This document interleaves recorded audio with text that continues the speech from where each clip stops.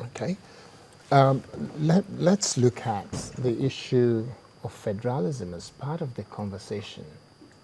What aspect, if you were asked, or you will be asked, or you will be expected during the course of the coming weeks and possibly even months, to talk about what kind of federalism you will be saying we should have? Would you be focusing on fiscal federalism or geographical, or what kind of federalism would you be proposing? Well, let's not confuse issues. Federalism is federalism all over the world. So there's no difference. The Locus Classicus book on federalism is by Professor Ware, Apadora and Politics, Nwabweze, Obafemi Awolowo, and Nauru.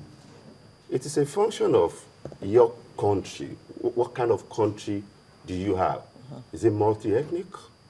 Is it heterogeneous? Like ours? Is it multi-religious? Nigeria is going about the process of nation building in a wrong manner. And that's why we're not getting it right.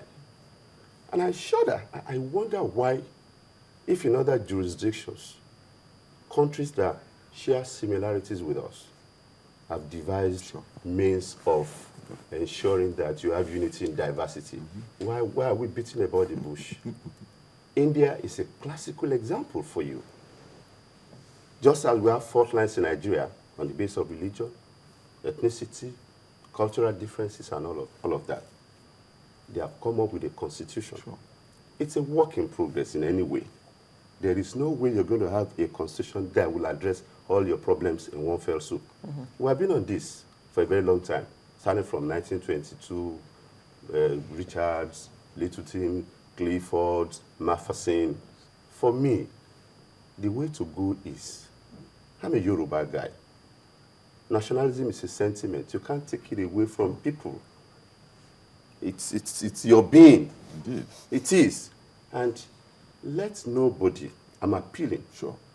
tag ethnicity as if it's an albatross. No, it's not supposed to be.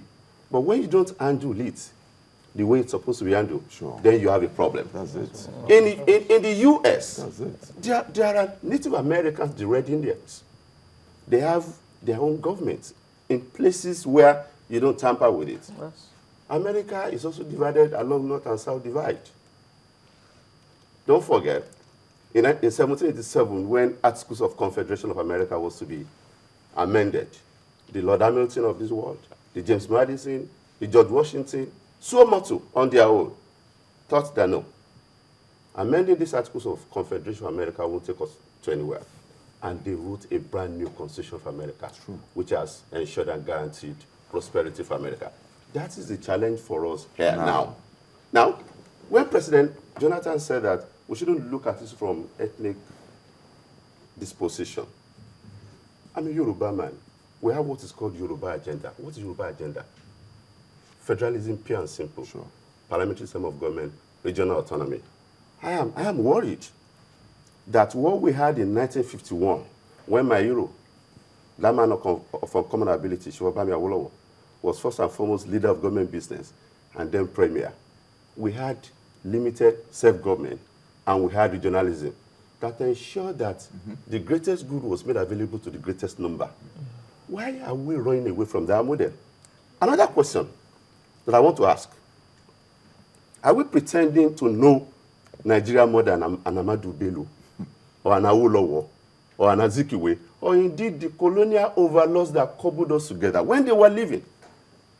They knew that cobbled different nations together under a geographical expression called Nigeria. Nobody is taking anything away from Nigeria. We can work on our unity and achieve harmonious unity as prescribed by Awolowo. If we don't know Nigeria as much as aforementioned people knew Nigeria, why have we changed the template they left in place in conjunction with colonial overlords? The template that made a Unife, Ibadan, Ahmadu Bello, Nsukka world-class universities. Ask him as he's sitting down. I worked very closely with his brother, Yerima Shetima. We were together in Pronaco. Why should we abandon that template that allowed Awolowo to establish the first television station in Black Africa before half of Europe had it. Okay, if I may just take you up from there and just very quickly, do you think that this national conference has capacity to drive us, or potential to drive us towards finding where we missed the link or the bridge into getting into the right... I believe so. In Yoruba land, we say, when a young star stumbles, he looks ahead. When an old man stumbles, he looks back. And then he would look back and say, where have I gone wrong? Where have I gone astray? The template that made all those things happen, World Health Organization enunciated World Health Free something in 1970. Obafemi Awolowo did it in 1952-53. Some of us are nostalgic. Ask him, they will tell you, the golden years of administration in Nigeria were the years of Ahmadu Bello. Ask a Yoruba man. He will tell you, we never had it so good as we did under Awolowo. Ask an Igbo man. He will tell you, Azikiwe and the other person that succeeded in Okpara. Now, for me, it's very simple and straightforward. The challenge in Nigeria is, how do we ensure we have unity without sacrificing diversity? Put in another form. That's it. When you advocate for regional autonomy, is it mutually exclusive with unity? No, I don't agree. Both of them can work together. But let nobody sacrifice the welfare of Nigerians on the altar of unity. Okay. But you didn't answer his question.